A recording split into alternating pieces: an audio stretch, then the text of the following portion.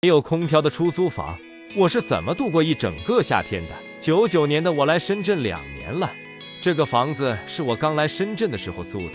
刚搬进来的时候房间什么都没有，经过2年多的时间，生活家具基本都齐全了，但空调和洗衣机没舍得买，夏天都是靠风扇熬过来的。可能你会问，为什么不买个空调呢？因为我住的楼层比较高，安装费需要600-700，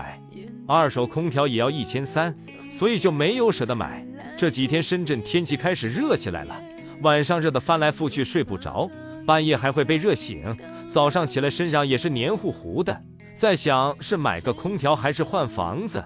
如果是空调就花钱办事就行，但我觉得这里空间小，房租还贵，也想换个大一点的房子。如果换房子的话，搬家也是个大工程，因为家具都是自己买的，所以有点纠结了。你们觉得换房子好还是买空调好呢？